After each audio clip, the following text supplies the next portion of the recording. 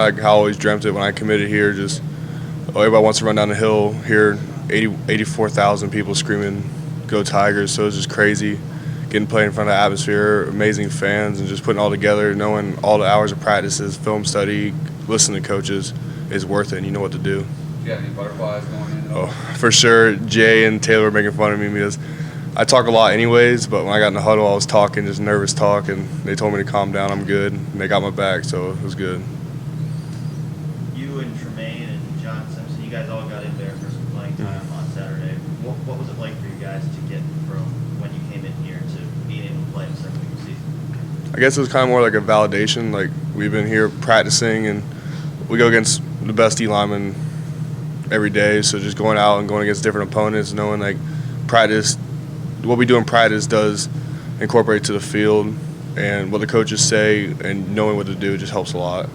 How much does that help you when you're going up against guys like Christian Wilkins, Cleveland Farrell on a daily basis? It's hard to match it. I mean, just like they learn to pick out what you mess up on, and like after practice, if I mess up on something, I ask Christian Wilkins or Clee, like, what did you see in me that you exploited, and they'll tell me, and I'll fix that for next practice, make me a better player. I'm not sure how many snaps you had the other day, but what did the coaches tell you as far as how you graded, evaluated? I mean, I played pretty good for the couple snaps I had. Just had one QB hurry, just got to fix a couple technique errors, but other than that, it was pretty good. Do you think that making the first road trip down to Auburn, you didn't get to play, but that will help you in the long run, just kind of getting accustomed to being on the road? That definitely helped, just like seeing how the veterans, Mitch, even Jake, he's been on road games, just seeing how they act, how they prepare themselves helps a lot for younger freshmen like us, just knowing how it's done, and even road's a lot harder to play on, don't have the home field advantage, so just seeing how they can go through adversity and do all that, it helps a lot. Is there one guy in that offensive line room who's been kind of a mentor for you, one of the older guys? Maverick Morris, like when he took me underneath, like him and Jay, but as soon as I got here, he's played right tackle, so he's had that experience, so he's helped me a lot. And he's played next to me a lot during spring and fall, so just he helps me ins and outs and make sure I'm right, and just if I have a question, I can ask him and he can answer it.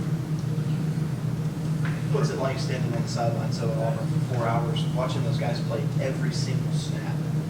Kind of keeping your helmet close, but am I going to get in? Am I not? It's a blessing. I mean, I'm here. I'm a freshman, and they've put in a lot more hours than I have. They've been here a little bit longer, and I have the coach's trust, but they're starters, and it was a tight game, so I wouldn't expect to be thrown in there right then. I mean, if I had to, I'd be ready to play. But it's a humbling experience, I guess, because like everybody comes from the senior year of high school. You're a big dog on campus. You come in here, and you're like, okay, these guys put their hours in, and that's just a learning experience. I've learned how. Looking at Jake, I look at him every play, and I said, okay, I see what he does here, and this is why he did it for this certain person, or just like learning how to game plan and like how you can play a certain person. Go back about 16 months, and you and Dexter played against each other at that Nike camp there in Charlotte. You surprised at anything he's done? He's not a normal 18-year-old. Like, I'm not a normal 18-year-old, but that's a man among boys right here. I mean, just what he's doing right now is I kind of expected from him. I knew how good he was in high school.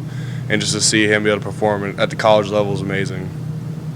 What do you feel like you did well your first time out? What do you feel like are things you need to keep working on? I think my aggressiveness was well. Just like I wasn't really scared to go hit someone, but just a few technique errors. Just like get a little bit better on my pass sets, make sure I don't turn my shoulders, and just know the point I'm going to. What's his favorite moves, etc.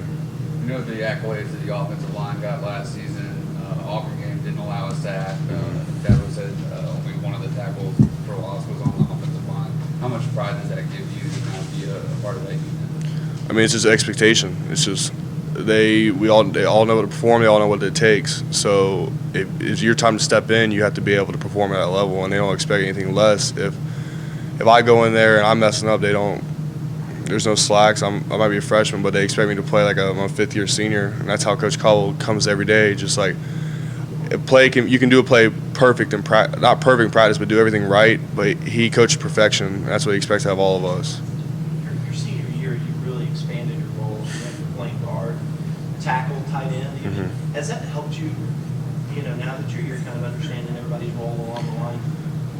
Kind of, I just like know like at the tight end aspect, just like it's not, they do a big majority of roll for 3-back, just blocking and stuff, and then just going out for passes. Just kind of like, I know the aspect they're going through, but it's kind of the same thing. We're all just in there in the line, just grinding, just getting after it. Have you been doing a lot of cross training with Coach Caldwell? I mean, he's kind of just working on me at tackle right now, but if I had to go in the guard, I would learn it real quick, pick it up, and just a couple weeks, I'd probably not perform at a high level like Taylor Hearn or Justin like that, but I think it'd be okay. To what extent in your unit, within the confines of the game Saturday, was the inability to blow open a bunch of big holes in the run? That's why some of that frustration for you guys. Can you ask the question again? I'm sorry. Yeah, just to what extent was it a frustration that you just weren't able through the course of the game in your unit to be able to blow open big holes for the run?